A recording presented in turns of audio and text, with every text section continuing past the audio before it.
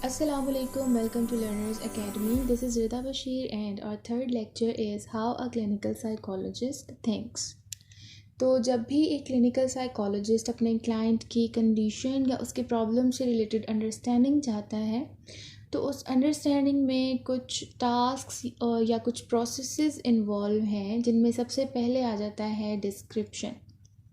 Description means accurate understanding of any individual. Means के आपका client जब आपके पास आया तो सबसे पहले जो चीज़ डिस्क्रिप्शन में इम्पॉर्टेंट है वो है उसके बैकग्राउंड को अंडरस्टैंड करना. मीन्स के आप अपने क्लाइंट के कॉन्टेक्स्ट ऑफ लाइफ को अंडरस्टैंड करो, उसकी प्रेजेंट फंक्शनिंग के साथ साथ उसके पास्ट मीन्स उसकी प्रेयर डेवलपमेंट को भी लेके चलो. नेक्स्ट जो चीज़ आ जाती है डिस्क्रिप्शन में वो आ जाती है क्लिनिकल असेसमेंट, जिसमें डिफरेंट टूल्स के थ्रू क्लाइंट के प्रॉब्लम्स को अंडरस्टैंड किया जा सकता है.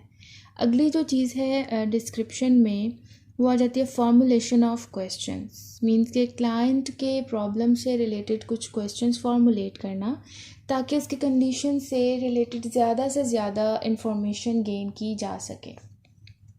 इसके अलावा क्लाइंट के जितने भी जो प्रॉब्लमेटिक बिहेवियर्स हैं, इमोशंस हैं या थॉट्स हैं, उनको एक्यूरेटली आइडेंटिफाई करके एक प्रॉपर डॉक्यूमेंट की फॉर्म में अपने पास मेंटेन रखना.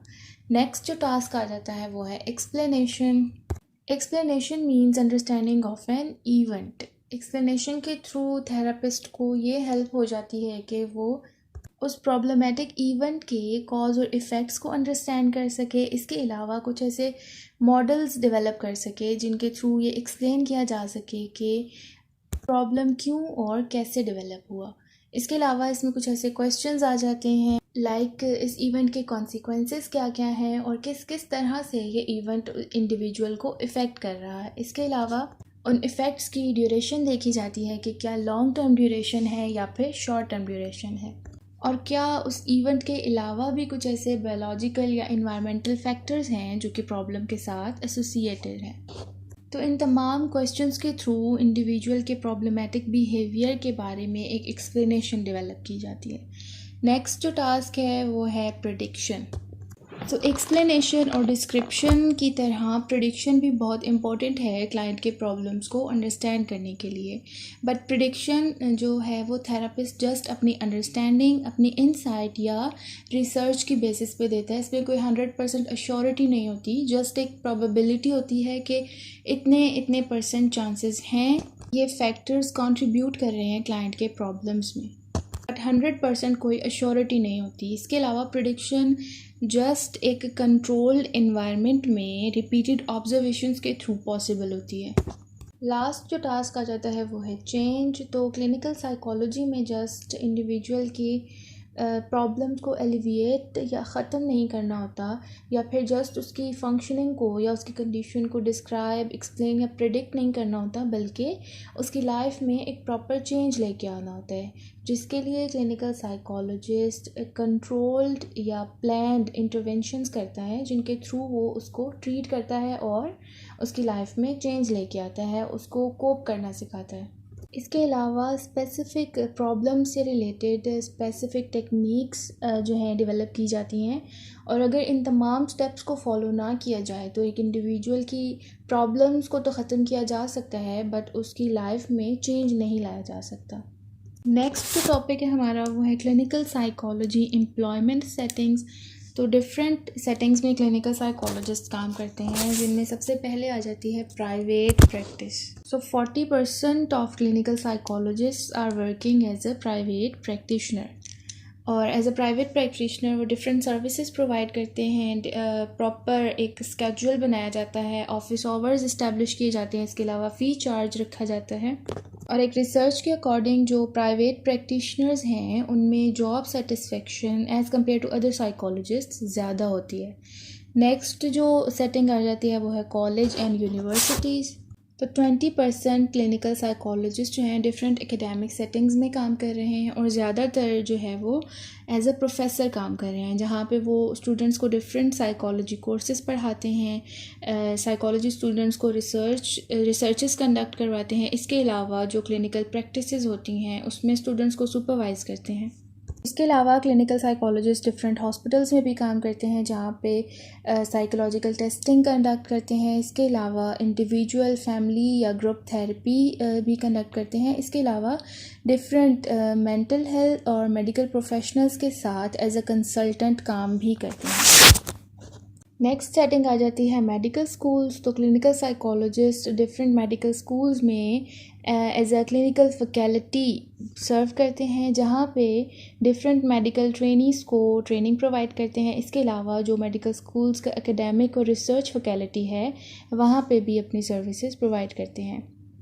नेक्स्ट आ जाते हैं आउट पेशेंट क्लिनिक्स। तो बहुत से साइकोलॉजिस्ट जहाँ पे डिफरेंट ऑर्गेनाइजेशंस और प्रोफेशनल्स को अपनी सर्विसेज प्रोवाइड करते हैं।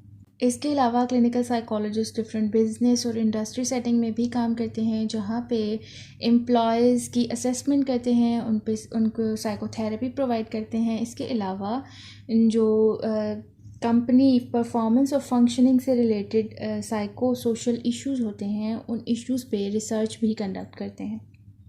इसके अलावा साइकोलॉजिस्ट मिलिट्री की different branches like navy, air force और आर्मी में भी काम करते हैं जहाँ पे कुछ साइकोलॉजिस्ट अपनी डायरेक्ट क्लिनिकल सर्विसेज प्रोवाइड करते हैं, कुछ जस्ट रिसर्च कंडक्ट करते हैं और कुछ साइकोलॉजिस्ट डिफरेंट मिलिट्री हॉस्पिटल्स और क्लिनिक्स में एज ए एडमिनिस्ट्रेटर काम करते हैं।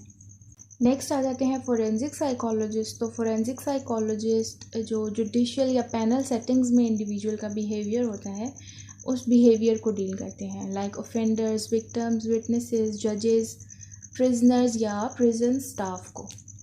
अब आ जाते हैं pros and cons of a career in clinical psychology.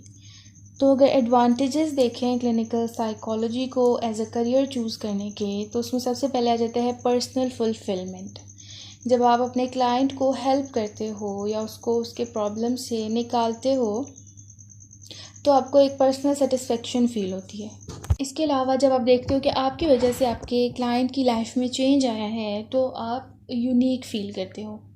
इसके अलावा जो क्लिनिकल और counselling psychologist as a private practitioner काम कर रहे होते हैं वो एज़ कम्पेयर टू अदर्स कुछ ईजी होते हैं क्योंकि उनका एक अपना सेटअप होता है और उन्होंने अपने अकॉर्डिंग टाइम सेट किया होता है।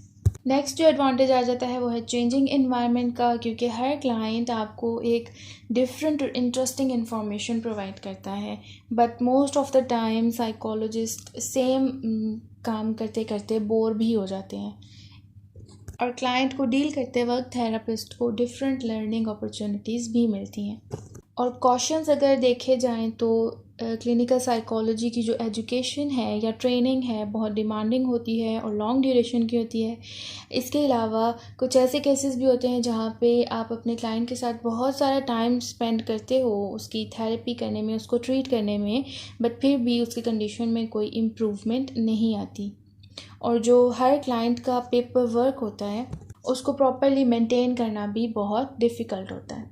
सो यहाँ पे क्लिनिकल साइकोलॉजी का जो बेसिक इंट्रोडक्शन है वो ख़त्म हो चुका है और नेक्स्ट लेक्चर में हम हिस्टोरिकल ओवरव्यू की बात करेंगे।